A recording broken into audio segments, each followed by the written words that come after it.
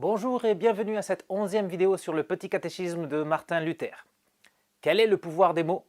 Comment utiliser notre parole de la meilleure façon? Que nous dit Dieu à ce propos? Allons voir ce qui nous est écrit dans les vérités fondamentales de la Bible.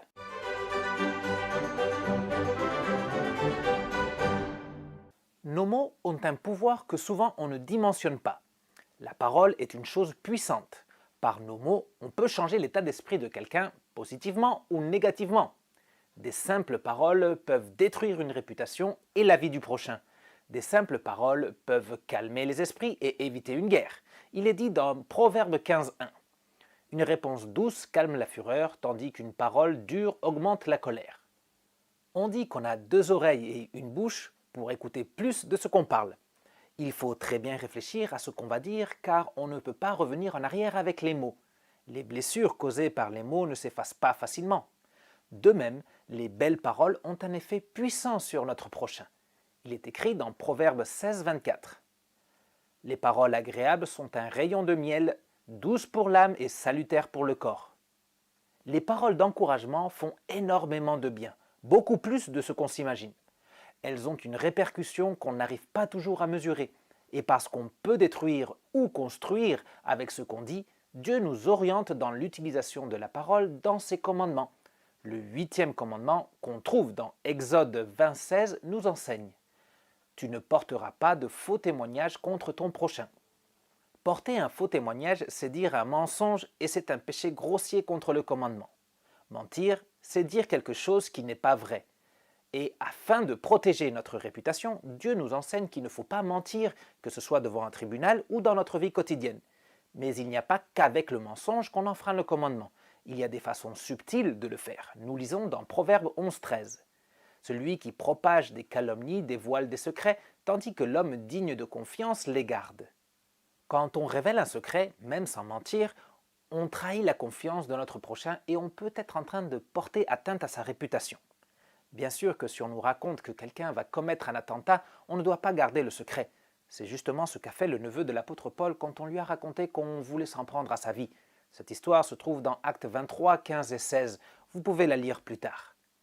Une autre façon d'enfreindre le commandement, on la trouve dans Jacques 4, 11. Ne dites pas du mal les uns des autres, frères et sœurs. Calomnier ou diffamer quelqu'un, c'est dire du mal de lui, qu'il soit présent ou en son absence. Déjà, il ne faut pas dire du mal de son prochain, mais le faire quand il n'est pas là, c'est pire, parce qu'il ne peut pas se défendre des accusations contre lui. Ça arrive souvent au travail, à l'école, ou même quand on est en famille ou dans n'importe quelle réunion. Quand on dit du mal de son prochain, on porte atteinte à sa réputation et on enfreint le commandement qui protège l'honneur de chacun. Voyons encore ce que nous enseigne le psaume 50, versets 19 et 20. Tu livres ta bouche au mal et ta langue est un tissu de tromperie. Si tu t'assieds, c'est pour parler contre ton frère et pour dénigrer le fils de ta mère. Dieu nous révèle dans sa parole qu'il est contre le harcèlement verbal. Il ne protège pas que la réputation de la personne avec le 8e commandement, sinon qu'il protège aussi sa vie. Malheureusement, on entend trop souvent de jeunes qui se suicident à cause des moqueries et des mensonges qui sont inventés à leurs propos. Attention de ne pas se joindre à ce genre de mauvaises pratiques. Il y a encore un sujet à traiter dans ce qui est interdit dans le commandement. Lisons Exode 23, 1. Tu ne propageras pas de faux bruits. Les fake news sont de plus en plus courantes de nos jours. Quelqu'un invente une fausse information, il la publie sur les réseaux sociaux et le mensonge se propage à une vitesse inouïe. Même si on n'invente pas la fausse information, il ne faut pas tomber dans le piège de la propager. Il faut toujours vérifier que ce qu'on va partager est vrai, sinon il vaut mieux s'abstenir. Passons maintenant à ce que Dieu attend de nous avec le 8e commandement. L'explication du catéchisme nous dit: nous devons craindre et aimer Dieu afin de ne pas mentir par duplicité à notre prochain, de ne pas le trahir, le calomnier ou le diffamer, mais de l'excuser, de dire du bien de lui et de tout interpréter au mieux. Tout d'abord, quand Dieu nous interdit de porter un faux témoignage ou de dire des mensonges, il ne souhaite pas qu'on garde silence. Dieu veut qu'on parle et que nos paroles reflètent toujours la vérité. On peut lire dans Éphésiens 4, 25.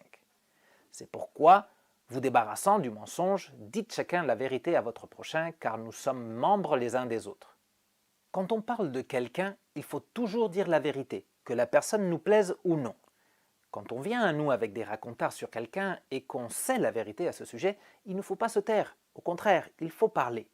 Il est vrai que parfois dire la vérité peut nous attirer des ennuis ou faire que les autres se retournent contre nous.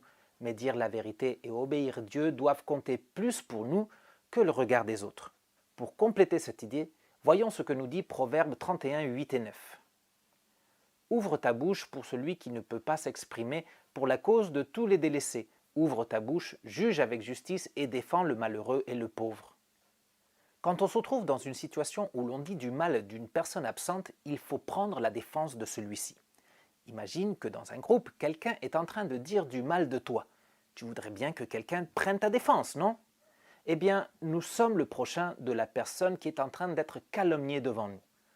Pour le défendre, il ne faut pas mentir, mais on peut mettre en contexte, on peut l'excuser et surtout, on peut dire du bien de cette personne en soulignant ses qualités. Je sais que ce n'est pas facile, mais c'est ce qui est correct. Une dernière chose à propos de ce que Dieu attend de nous par ce commandement. 1 Corinthiens 13, 5 à 7 nous dit « L'amour ne soupçonne pas le mal, il ne se réjouit pas de l'injustice, mais il se réjouit de la vérité.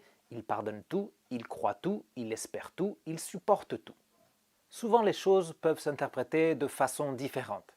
Ce que Dieu nous demande, c'est de ne pas soupçonner le mal, de croire ce qu'on nous dit et de tout interpréter au mieux. Il se peut qu'on se trompe, mais mieux vaut se tromper par excès d'amour que par manque de celui-ci.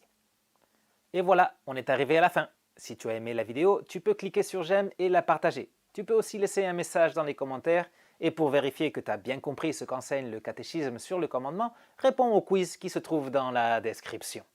Allez, on se retrouve bientôt pour continuer notre étude des vérités fondamentales de la Bible. Ciao!